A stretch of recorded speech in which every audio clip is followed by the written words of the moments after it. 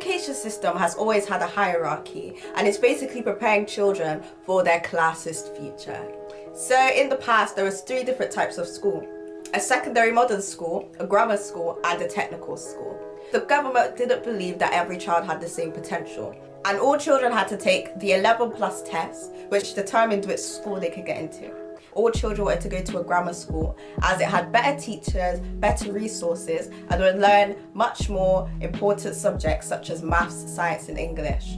However, if you went to a secondary modern school, you would learn more practical skills such as knitting, bricklaying, and typing. Mostly middle class and upper class children went to a grammar school. Although the education system and the curriculum has evolved, the principle has stayed the same. There is students sitting in front of their teacher as they talk at them and have them write notes. But is this useful for this generation when we have the internet around? Children learn best in different ways. Some children learn best with a visual style of learning, whereas other students prefer a more practical, hands-on type of learning. But the reality is the education system doesn't accommodate for any type of learning style. All it accommodates for is high test results. So it's clear that the education system still has a hierarchy and still has a lot of problems that need to be addressed. Why is funding for education so important, you ask? Well, if there is no funding, then we can't have resources. Children have to share textbooks or even pay for it themselves.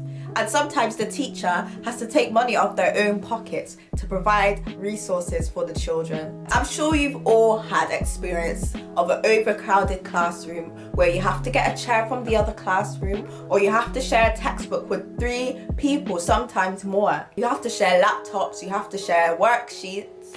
It's not an efficient way of learning at all. I know I've had many experiences where I had to share resources. In fact, for science, there was a stack of book that was shared across many different classes. You'd see people come in during a class to borrow a textbook. The lack of funding doesn't just create a black hole in resources, but it also means that teachers are teaching subjects that they aren't qualified to teach. I had a supply teacher who often taught us, but she taught us in every single subject. I had her for science, Spanish, drama, art, maths. People started to call her the head of supplies.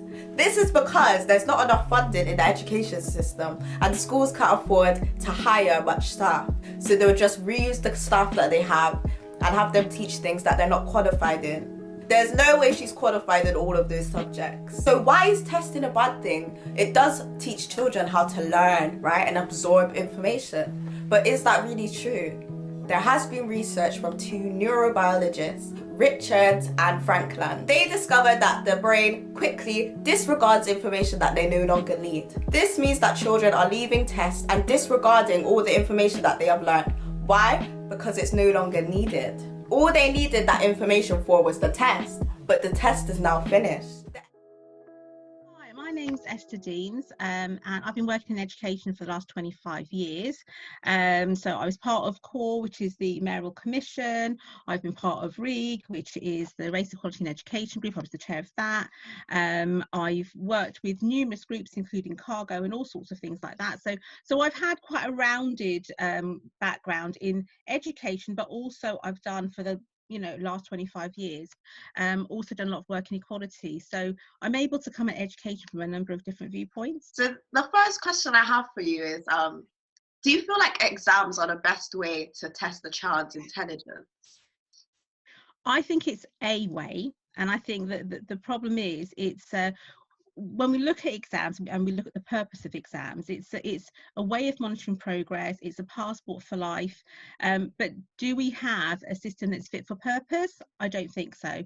I don't think we've got it quite right, because we have all of these exams but produce very, very miserable children because the pressure of exams can really be too much. So I think we need to look at the exam system and think of ways that we can reform it. You know, a lot of young people talk about how they leave education feeling like they don't have the skills they need to go and do their everyday life. So do you feel like the current way we are educating children fully prepares them for the needs of the 21st century? the way that we now think about things is we think getting 10 GCSEs is success, but that's not the only route to success. And I think we sometimes overlook the other qualities people have. So in the UK, we spend a lot of time looking at exams. But if you look at Finland, for instance, who's one of the leaders in education there, I mean, I think it would surprise you. I think you might like this, okay? But in Finland, they don't start school until they're 7. Okay, whereas we start much earlier here. They don't start school till they're 7. The first few years are about playing, exploring, enjoying, finding out. Their school day starts later, so between 9 and 9:45 they might start school. Then they only do 5 hours a day, so they finish earlier. They don't have very much homework, and they have smaller classes, and they don't have standardized testing. Instead, the teachers do some sort of profiling so that you can actually look at the whole person as you know. So and yet they're one of the world leaders. So I get it, you know, when you're saying, well, actually people feel they just can't cope in this system. We should have a system where people feel they can cope and they can excel in whatever they're good at. And you know, like a lot of young people like struggle with mental health issues because of the education system. Do you feel like the system fully like supports young people with their mental health or not? I think we can try to. I think we can try to help students, and again, we do have students that come forward and they say we're struggling, and we do everything that we can to support them.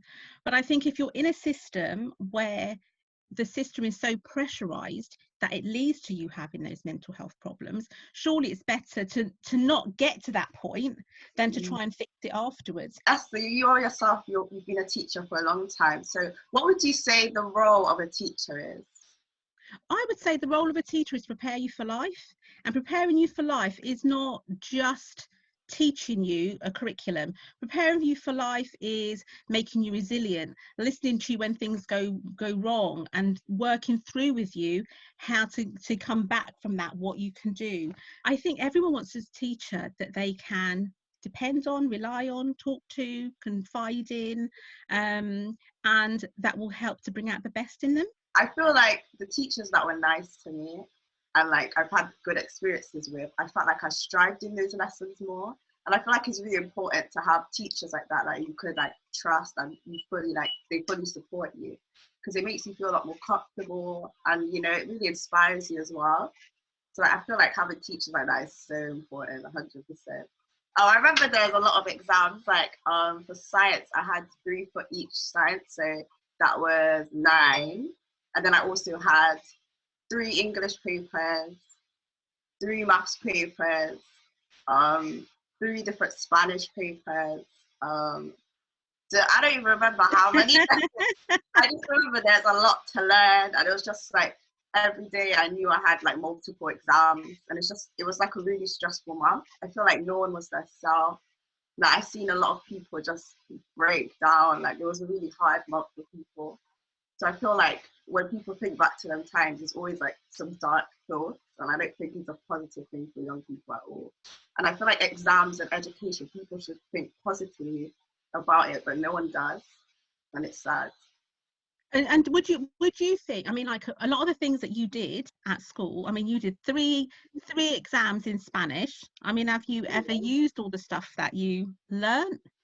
Or in science, or in, you know, I mean, I think are these exams, what are they testing? Because there's a lot of rote learning where you just have to learn stuff, you know, but I don't think anyone's ever going to ask any of my students when was the Battle of Hastings again, unless they go on Who Wants to Be a Millionaire or something, you know. There's a lot of stuff that you just learn, and you just learn for the sake of learning. And if you want to know whether a child can use sources properly or use logic or deduce stuff, do you really need to have 4 exam papers and 4 topics? And I think we could relieve a lot of that stress by having less content, bit more in depth, you know, so you spend, you know, more time being able to learn the content and having less exams, because you still get a marker at the end of it of, you know, okay, instead of doing 40 exams, my son did 40 exams in about 8 weeks, you might only do 10 but are they not enough to kind of give you particularly at GCSE, and we're now going to have to stay on till 18 for A levels. Do we need to actually pressurize students in that way, or is it possible for the exams to come throughout the year? So instead of doing it all at the end, whether it was modular, you know, when you go, oh, at the end of year 10 you're going to do this one, at the end of, you know, and I think that there are ways around it. I mean, do you think that would have taken some of the pressure out of it for you?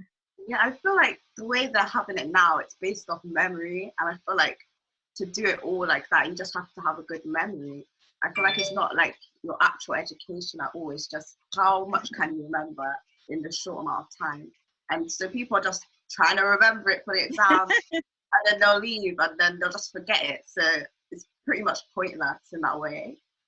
And I think today, you know, like with all the technology that we've got around us, you know, employers are not looking for people that can copy lots or just memorize a lot, because we're always going to have our phone to hand. We're just Googling that stuff, you know, and we can, and I think it's more about skills. I think really we need to kind of think about what skills do people need, and therefore you could take a lot of pressure out of the system by making it a bit more skills focused, and a bit more about what employers actually want. I mean, there's going to be a lot of jobs out there that aren't even in existence right now, but we haven't changed the education system to match the job market. And also vocational, I think there's not enough given to vocational topics. So if you do 10 GCSEs, people go, wow, that's amazing.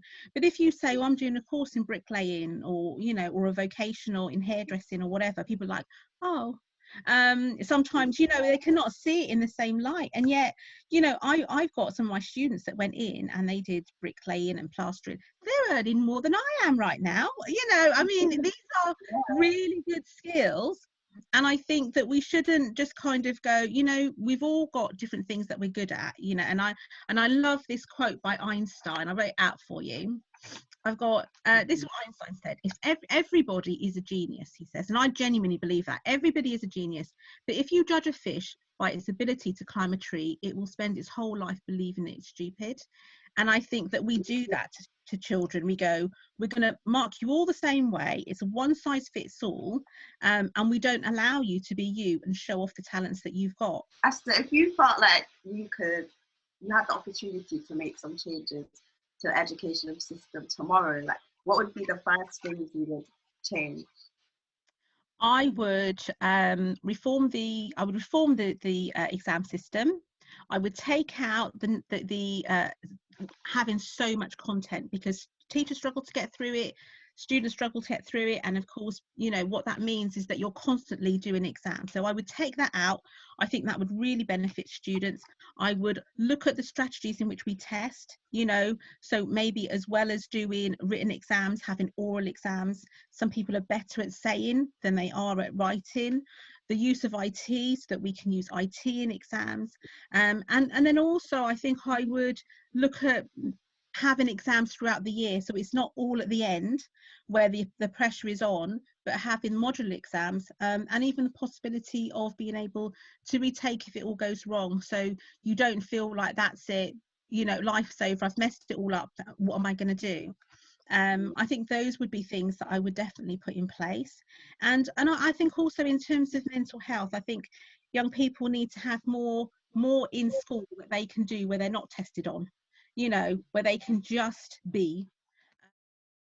The education system has always had a detrimental effect on young people's mental health. This was especially made clear through the lockdown and pandemic. Children were stuck at home, going through the stress of a pandemic, and also expected to take exams and study. The children reporting a mental health condition has increased from 1.4% in 2012 to 13 to 3.5% in 2017 to 18. This makes it clear that stress and mental health has been getting worse through the years, and I believe that the biggest cause of this is the education system. It seems that young people are stressed and anxious about the future and what is to come. So why do we continue to ignore their mental health problems? Schools are worsening children's mental health, but doing little to help with it.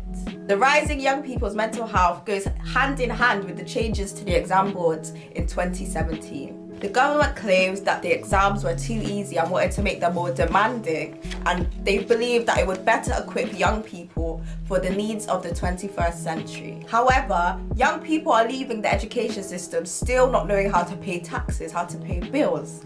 So how are they better equipped for the 21st century? 67% of secondary school leaders believe that the GCSE reforms have negatively affected GCSE students. This just outlines the problems of the education system and how even teachers recognize these problems. So we need to think about how can we make exams less stressful for young people and how can we make them more useful for their future. A lot of students do better with class tasks or short assessments rather than a full official test. That's because there's not a lot of stress behind it. How do you expect a child to learn in a stressful environment? They're not able to learn in a stressful environment if they're too stressed to even think about what they're learning. Stress causes students not to learn to their full potential. If we could somehow eliminate stress, then I'm sure young people will do much better in their exams. Hi, I'm Elizabeth Opoku. I am in year 10 currently at St. Mary Cliff and Temple School.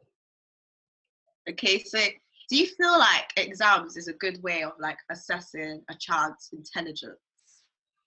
You see, that's quite a relative thing because for some people, they do really well in exams and quite poorly in classwork. But for other people, their classwork is absolutely outstanding, but their exams sometimes are a bit faulty.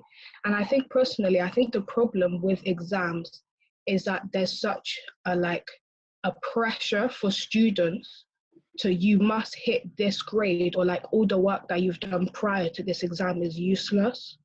And I think with as the recent like cancellation of exams, like people have actually realized the work I've done prior to this, now you see it's actually quite important because now they're having to use the work that we've done prior to like determine grades, see like where our grade boundaries are at.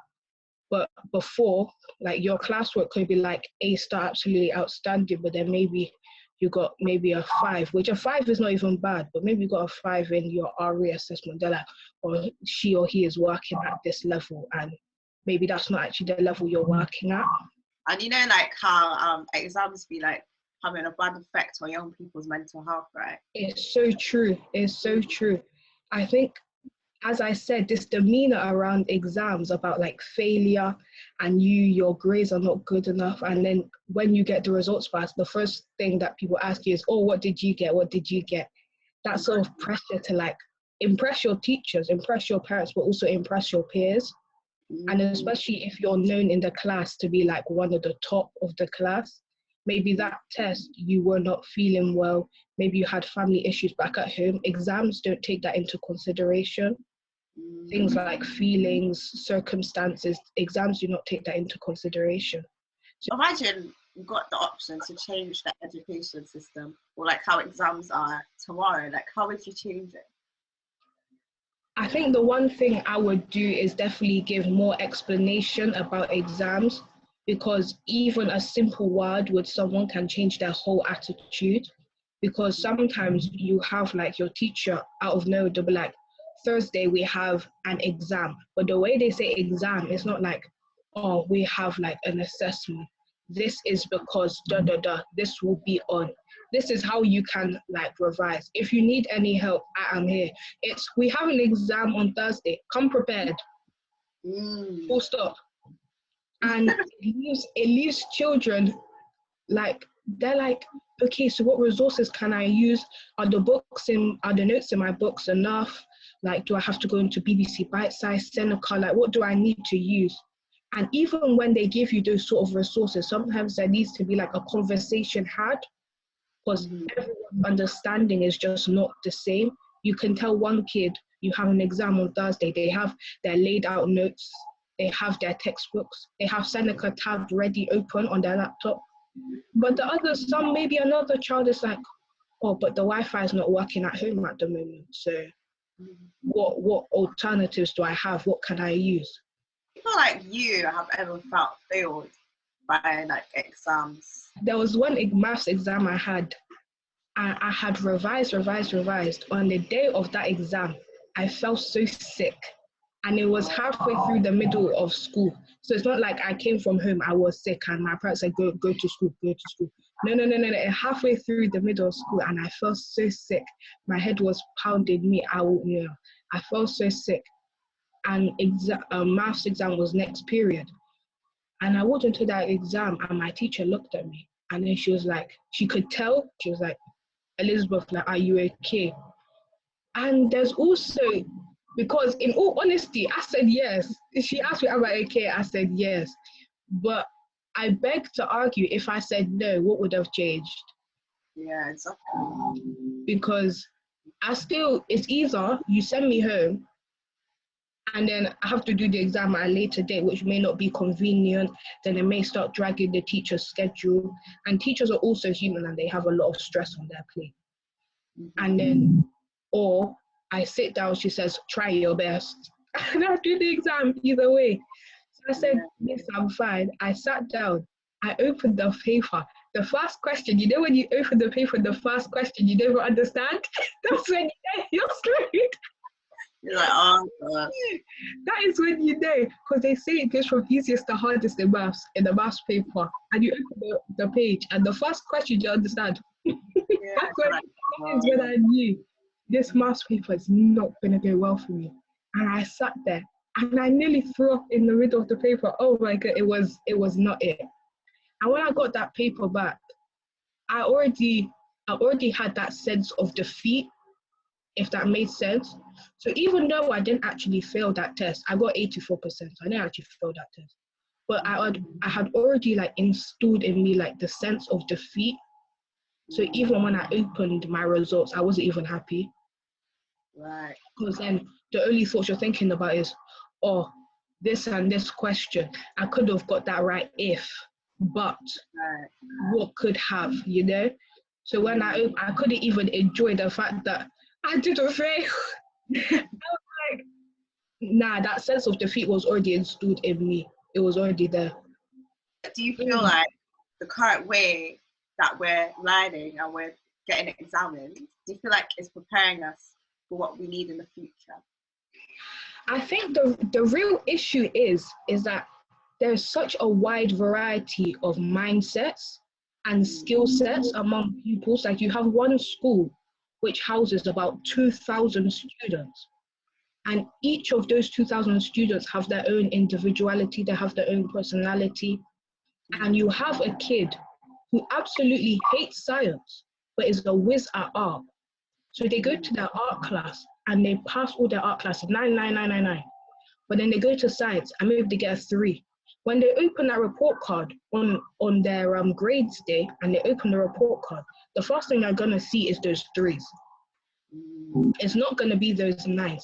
And the problem with the examination, I feel, is that of course we can't really divide each kid here. Okay, you do just art for 4 years. Because of the way the school is set, there's literally like 2,000 people there. They cannot do that for every single pupil. But there is a level of support which is needed for pupils who are like, I'm a creative. Yeah. Maybe I'm not a mathematician. Maybe I'm not a STEM student, but I'm a creative and I'm good at what I do. And it's also instilling that confidence into young people like, yeah, I may not be a mathematician. I may not be a creative, but I'm a STEM and I can do this and I can do that. Or I may not be a creative, but I'm a mind thinker, I'm a quick thinker, I can think on my feet, that sort of thing. So like when you go to one class and you realize that you're not enjoying it, you should not be discouraged. Like you should not be down because you're like, I know I am capable of X, Y, and Z. If I can't do B, I can try my best. Exactly. I feel like there could ever be an alternative way of examining instead of like a sit or paper exam. That's a good question actually, because I feel like exams are so embedded into the school system. You go to school to sit exams. Like now that I think about it, like what is school without exams? Because when primary school, you went your whole school life. It's only when you got to year 6 and you did SATs. Maybe you had the odd spelling test here and there, or in year 1 or year 2. But you lived, and I tend to see that primary kids are so happy to go to school. Yeah. They are so happy. You see them outside school and they're bouncing, swinging their mom's hand up and down. Mommy, it's school time. It's school time. It's time to go to school. I'll see you later. Bye. You don't see that in secondary schools. Exactly. You see very grumpy faces. Like, why are you pulling me here? Did I ask to be here? No. You see? And it begs the question, like, if at primary age, from kids from the age of like 4, they enter into the education system and they're actually having fun, it goes to prove that education can be fun. But people tend to put together fun education with small education. So education is only fun when you're doing a petit amount or when you're doing easy things. You know, it's very clear that there are many problems with the education system. So what are some alternative paths to the education system? I myself was going to university during the pandemic and I decided to drop out. The reason I dropped out was because I was under much stress and I felt like I wasn't getting the best education that I could get. I didn't feel like it was worth it, so of course I looked for an alternative path. I am now here working with Babasa and, you know, working with the show and helping make a change to the community. I am getting experience in media, which I was studying in the first place, but I'm also working and getting paid. Some people do like education and feel like it's a set in stone path to the future career they want to go to. Is that really the case today? Do employers prefer someone who's had a background in the work they're doing, has actually had experience working, or do they prefer someone who has a degree? Both are 100% useful, but it's good to think about what you would prefer.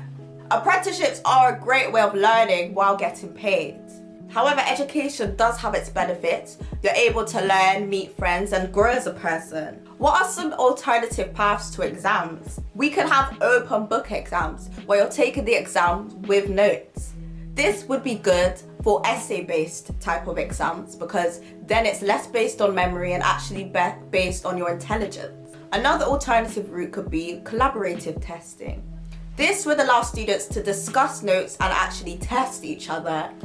This is useful because in the real world, no one's testing by themselves. Usually when you're working with a group of people. So it's actually preparing children for the future. Another alternative would be to test a student based on their work overall throughout their whole education experience. Instead of having a lot of exams in a short amount of time, we actually have very little exams but spread out through a long period of time. This would actually test students on how much work they be putting towards their learning instead of just being based on memory. We all have to start wondering, are exams really necessary?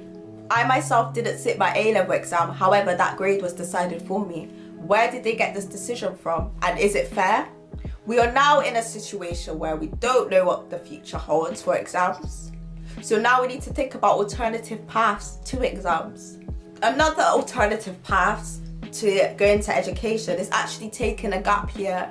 A lot of people don't want to take a gap year, but education is always there and it's always an option, no matter what your age. Take a year off to discover what you want to do and actually enjoy life. It's okay to take a year off education, guys. You could go on holiday, you could try new things and actually decide what you really want to do in life. There's no reason to rush into it and have to pay for all of that you just did. You may as well take a year to enjoy life and really question what you want to do. My name is Mo. Thank you, Stara, for having me on. I work with Babasa. A couple of other things that I'm passionate about, but promoting equality is definitely one of them. So, Mo, do you feel like higher education is necessary for success? Hell no. So definitely not. I definitely don't think it is. You know, it's not even a matter of my opinion. Like, you could just look at all the people that have become very, very successful and without going into higher education. For me, my value and what I think higher education can provide is the opportunity to grow as a person and the opportunity to meet new people, the safe space to make mistakes and learn. I feel like it's safer to make some of those mistakes when you're a student compared to when you're sort of out in the real world, and it prepares you in that way. So I guess it's, to answer your question more specifically, yes and no. No, in the sense that this certificate is going to somehow show your worth to the world. Do I think that's the case? No. But if you take what higher education as a whole offers, whether it's college or university, and outside of that certificate, I think it is actually very valuable. But then the question you got to ask yourself is paying £9,000 worth the privilege of you doing that? I feel like a lot of people feel like they pressure themselves to go into higher education, feel like it's going to guarantee them some kind of success, but maybe they feel a bit disappointed after. So like, what do you feel like the alternative routes to success are? For me, I'm huge on trying something out and experimenting and being comfortable with failing and failure, and being comfortable with getting rejected, being comfortable with your pride and your ego being tested by you putting yourself out there doing something and then getting shut down. The first thing I would say is, whilst you're even in education, because you can't leave before you're 16, for example, right? And is to give it a go, whatever it is that you want to do, and just be happy with it not working out. And over the years, it would refine into something that you're better at. As for when you then decide to then leave education, what are some of the other alternatives? And one that I would recommend would be apprenticeships. So because you have the education element that you would have got at a higher education, but you also are getting paid alongside. And me, if I was employing somebody and I have two people in front of me, you have someone who over the last 3 years studied the theory of it with maybe a bit of experience at a university, compared to someone for the last 3 years who was doing an apprenticeships and had hands-on, 9 to 5 every day. To me, it's sort of like a no-brainer who I would choose to hire. And so I would certainly look at apprenticeships. And, you're not coming up with debt. You're going to, instead you'll be the same money I came up with debt, you would have the equivalent of that money in your bank account. You know what I mean? So it's like complete opposite sides. So apprenticeships is one, and just going to work is another one. I think that's something that was really shunned. I would love to hear your take on that as well. But I know that when I was, for example, transitioning into A-levels, or when I was transitioning into university, it was very looked down upon for someone to not go that traditional route and go into work. It seems like you're nodding your head. You agree there? Yeah, because I started off the year going to university, and obviously because of the climate right now with the pandemic, it just wasn't for me, because I felt like I wasn't getting the full experience that I'm paying for, and to pay the full price to do online university just didn't seem right to me. So I dropped out, and I remember just when I was deciding, I was like, maybe I'm being too rash. So I tried to speak to like friends, and they're all like, why would you drop out? Like, you're gonna fail, you can't drop out, it's pointless. You may as well just keep going because you don't know what's gonna happen. But obviously I had a plan because I have this work with Babata, so I knew I was doing something, right? But even then they're like, no, like they just look down on me in that way. So I got what you're saying there. I feel like a lot of people have that like misconception about just going into work, that you won't be successful. Like, there's different routes, 100%. So for me, the most growth I ever did throughout my entire educational journey has been 2 points. And those 2 points have been the sort of lowest points. So the first one was I took a year out after A-levels, and then watching all my friends go to like first year of uni, having a good time, blah, blah, blah. I took a year out because I was on a program that was supporting me run my own business and start my own business. So I was like, you know what, I'm going to take a year out to do this. And I also didn't get the best grades in the world, so I resat some of A-level. But little did I know that me taking the year out to work on that project that I was working on was actually what got me into university. So even though I improved my grades, I didn't get into university based on my grades. I got in because of the project that I was doing. So if it wasn't for that, I would have never got into uni. So that was like, but looking back at it, at the time, it was such a low point because my parents don't really understand. My friends are going off to uni. I'm being judged like you're being judged right now. So that was the first one. And the second one was when I took a year out during the third year of my university. So during the third year of my university, I took some time out. And again, that was when I found out my love and passion for like speaking and some of the amazing projects that I'm involved with Babasa and other stuff. So, and there was a huge turning point for me in that point as well. And it genuinely like changed the trajectory. At that point, I was going to go for the typical graduate scheme and blah, blah, blah. But it was in that year out that I completely went a different route. And I was like, no, I'm not going to go down that route. And yeah, again, that was at a very low point, because at that point, all my friends are graduating. They're all getting their uni degrees. They're all looking at like, Mo, what happened, you know? And, but I just took some time out. And you know how like a lot of people talk about how they leave education system, you know, like they don't have the skills they need to go about everyday life. They have to go and learn that themselves. So like, do you feel like the current way we're educating children like fully prepares them for the needs of the 21st century? Definitely not. And if there's a couple of points that I could be specific to that, and I could specify, sorry. One would be financial literacy. You're not taught about mortgages. You're not talk about, you're not taught about paying your bills and, about properties and, and savings and investments and all of that, which is a bare necessity. Even if you don't want to go into that world, even if you hate capitalism, you still gotta have a roof over your head, right? So, and I feel like there's a basic level of financial literacy that everyone needs to understand and have. And at no point was I taught that. If it is going to be compulsory to do those other subjects, then why isn't financial literacy compulsory? So anyway, that's one. And the second one that I think educational systems don't do is teaching failure. I was walking through town and I saw some skateboarders, and I spent an hour watching them, right? And it was just the most amazing thing. And those skateboarders, in that hour, every single one of them fell, right? And they just kept getting back up, and they fell and they kept getting back up. And what was even more intriguing to me was they all fell attempting a maneuver that they knew they couldn't do. There was not a single one of them who was just riding their skateboard back and forth, They were all trying these amazing tricks that they know they can't do, and they were failing and then getting back up, and they were having a lovely time. They were laughing, and they were all doing it. And I was like, what an amazing philosophy that would be for real life, where if we lived in such a way that failure was so normal, so accepted, so part of life, that we actually embrace it. And the schools give us, I'll come to how schools can fit in, but it's like we live in such a way that if we are going to fail, we fail by us pushing our limits and us trying the best that we can and us going for things that are hard to reach. And there's a famous quote that most people fail not because they aim too high and miss, but because they aim too low and hit. So staying within your comfort zone is a type of failure.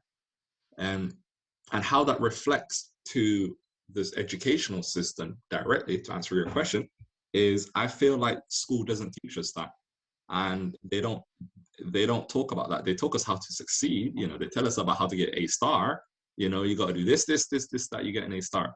They don't prepare us for failure. And what do I mean by preparing us for failure? Well, another example is roller skating, right? So I know I couldn't skate. So I was like, you know what, I'll try roller skating. So it was a new hobby. I was like, why not?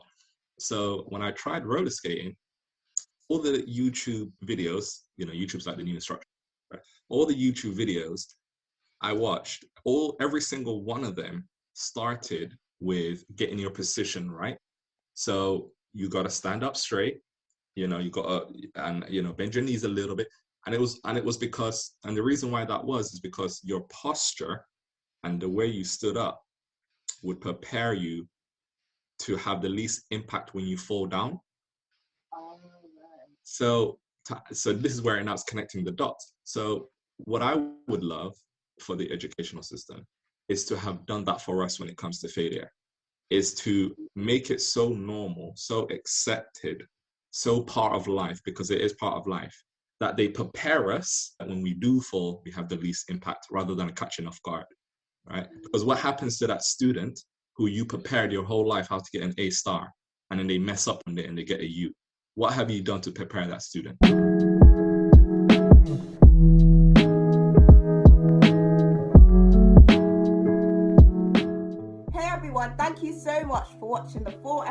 Let's Talk. We really appreciate it. If you'd like to see more, make sure you tune in 2 weeks for the next episode. And if you'd like to get involved with the show, or you need help with career advice or school or anything like that, make sure to click the link in the description so you can get in contact with Babasa. And make sure to subscribe to this channel so you can be notified when we do post again.